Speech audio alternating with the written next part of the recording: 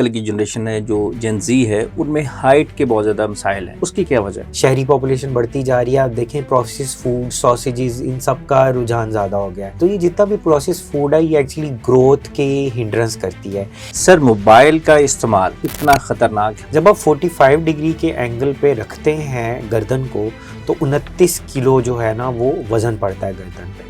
हमारा लैपटॉप का इस्तेमाल बहुत ज़्यादा रहता है। जो ऐसे सारे लोग हैं उन्हें मैं रिकमेंड करूंगा कि वो या तो सनलाइट का एक्सपोजर लें, वॉक करें, जो उनको अगर सपोज सैटरडे संडे ऑफ है।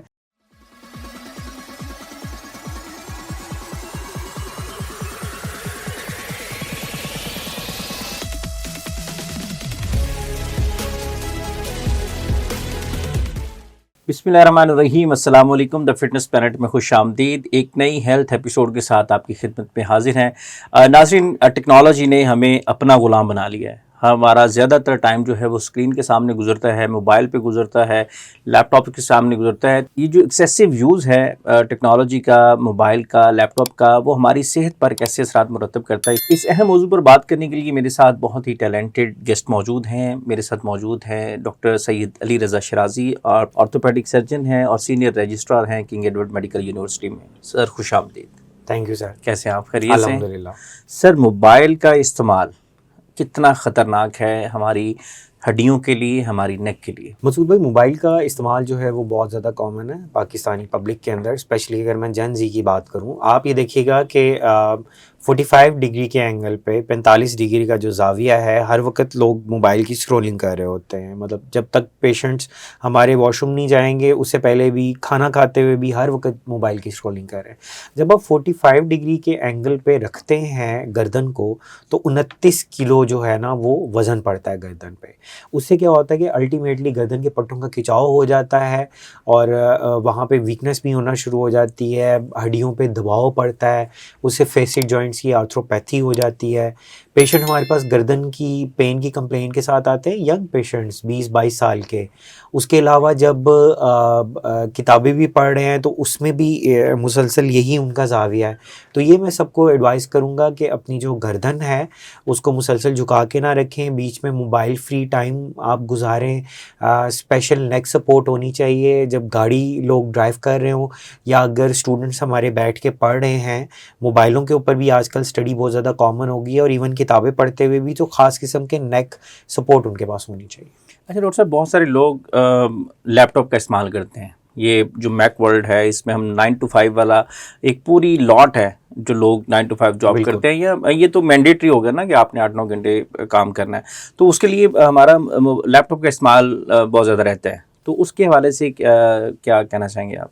बिल्कुल, आपने सही बात की। अब लैपटॉप का जो इस्तेमाल है उसमें भी प्रॉब्लम ये आ रहा है कि लैपटॉप्स आइडली उसकी जो स्क्रीन है वो आपके आइज़ के लेवल तक होनी चाहिए, लेकिन वो आइज़ के लेवल से नीचे होती है। उसमें भी जो है ना वो गर्दन को झुका के लोगों को काफ़ी देर तक काम करना पड़ता है। और जैसे आपने ऑफिस टाइमिंग्स की बात की तो वो 9 to 5 है। अब ये है कि नेक के पॉस्चर भी ठीक नहीं है, उसके अलावा आंखों पे स्ट्रेन पड़ता है। मुसलसल इतनी लाइट्स के साथ जो है वो पेशेंट इवन मेंटल हेल्थ के साथ भी हमारे पास रिपोर्ट होते हैं।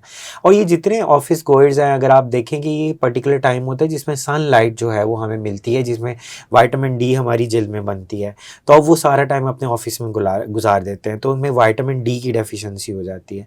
जो ऐसे सारे लोग हैं उन्हें मैं रिकमेंड करूंगा कि वो या तो सनलाइट का एक्सपोजर लें, वॉक करें, जो उनको अगर सपोज सैटरडे संडे ऑफ है। उसके अलावा जो है अपनी डाइट में जो है दूध और दही का इस्तेमाल करें। यंग जनरेशन में देख रहा हूँ दूध और दही का बिल्कुल इस्तेमाल नहीं करती। और सबसे एंड में फिर विटामिन डी की सप्लीमेंटेशन की बारी आती है, जिसमें कैल्शियम भी इस्तेमाल करना चाहिए। लोग खाली विटामिन डी इस्तेमाल करते हैं लेकिन कैल्शियम इस्तेमाल नहीं करते। बहुत सारे लोग आजकल इस कॉम्प्लेक्स में मुब्तला हैं कि उनकी हाइट छोटी रह रही है। जो स्पेशली जो आजकल की जनरेशन है जो जेन ज़ी है उनमें हाइट के बहुत ज़्यादा मसाइल हैं, उसकी क्या वजह है? बिल्कुल। अच्छा, एक वक्त था कि खालिस डाइट हुआ करती थी पाकिस्तान में स्पेशली। अब जैसे जैसे शहरी पॉपुलेशन बढ़ती जा रही है, आप देखें प्रोसेस फूड, सॉसेजेस, इन सब का रुझान ज़्यादा हो गया है। इवन पहले वक्तों में माएँ जो हैं वो टिफ़िन में बच्चों को लंच पैक करके देती थी, अब रेडीमेड चीज़ों का रुझान है। तो ये जितना भी प्रोसेस फूड है ये एक्चुअली ग्रोथ के हिंड्रेंस करती है। एक चीज़ होती है जेनेटिक्स, एक चीज़ होती है एपीजेनेटिक्स। जेनेटिक्स ये है कि जितना पेरेंट्स का कद है उतना बच्चों का होना चाहिए, लेकिन एपिजेनेटिक्स में ये है, अगर आपका इन्वायरमेंट अच्छा नहीं है, अगर बच्चे खेलते नहीं हैं, आजकल बच्चे हर वक्त मोबाइलों पे, लैपटॉप्स पे लगे होते हैं, कंप्यूटर पे लगे होते हैं, उनकी बिल्कुल जो है बोन्स जो है ना और मसल्स, कोई स्ट्रेचिंग नहीं है, कोई एक्सरसाइज नहीं है, हर वक्त बैठे रहते हैं, उसकी वजह से मोटापा भी बहुत होना शुरू हो गया है। तो ये सारी चीज़ें जिसकी वजह से कद का इशू आ रहा है। और अब तो इवन ये हालात आ गए हैं कि जिस तरह एक वक्त होता था स्कूलों में बच्चे खेलते थे और काफ़ी रुझान था एथलेटिक्स की तरफ आने के लिए, तो अब आप देखेंगे स्कूलों में बच्चों के खेलने का रुझान भी नहीं है। तो मैं ये पेरेंट्स को एडवाइस करना चाहूँगा कि बच्चों को पार्क्स में भेजें। फुटबॉल एक बहुत अच्छा टूल है जिससे काफ़ी जो है वो स्ट्रेचिंग होती है मसल्स की, और उससे जो है वो कद के बढ़ने के काफ़ी ज़्यादा चांसेस होते हैं। बोन्स जो हैं वो एनाबॉलिक फॉर्म में आती हैं और जो लिगामेंट्स वगैरह सारे टेंडन्स उनकी भी स्ट्रेचिंग होती है। तो बराए मेहरबानी अपने बच्चों को पार्क्स वगैरह में खेलने के लिए भेजें। सेडेंट्री लाइफस्टाइल जिसमें आजकल बस बच्चे घरों में बैठे हुए हैं, उससे जो है वो परहेज़ करें और डाइट अच्छी रखें। पेरेंट्स को ये चाहिए कि बच्चों के लिए जो भी रेडीमेड अगर खाने की चीज़ें भी देखें तो बराए मेहरबानी उनकी न्यूट्रिशनल वैल्यू देखें। गवर्नमेंट की तरफ से जो है वो अब रिकमेंडेशन है कि फूड वैल्यू लिखी होनी चाहिए। आपको पता होना चाहिए बच्चों को जो भी खाने के लिए दे रहे हैं उसमें प्रोटीन कितना है, फैट कितना है, शुगर कितना है। डॉक्टर साहब, बहुत सारे लोग आजकल कद बढ़ाने के लिए ग्रोथ हार्मोन्स का इस्तेमाल करते हैं, वो उसके इंजेक्शन वगैरह लगवाते हैं, तो क्या ये सेफ़ है लगवाना?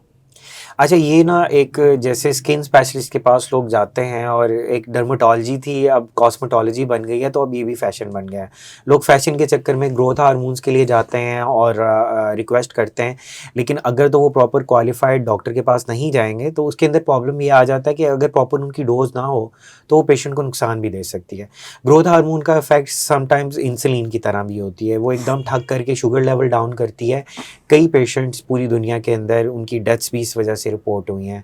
या कुछ ऐसे पेशेंट्स होते हैं जिनको ग्रोथ हार्मोन अब आप नहीं दे सकते, उनकी जो ग्रोथ प्लेट्स हैं वो फ्यूज़ हो गई हैं, जैसे कि 18 साल के लड़के या 16 साल की लड़कियां। तो उनके अंदर अब क्या प्रॉब्लम है कि उनके जो जॉज हैं, जबड़ा, वो साइज़ में बड़ा हो जाता है, हाथ साइज़ में बड़े हो जाते हैं, लेकिन असल में हाइट नहीं बढ़ती। तो ये लोगों को बताना बहुत ज़रूरी है कि वो रैंडम फैशन के तौर पर इसका इस्तेमाल ना करें। ये सिर्फ ज़रूरतमंद पेशेंट्स को दी जाती हैं और प्रॉपर उसके लिए टेस्ट किए जाते हैं और पेशेंट की एवैल्यूएशन की जाती है।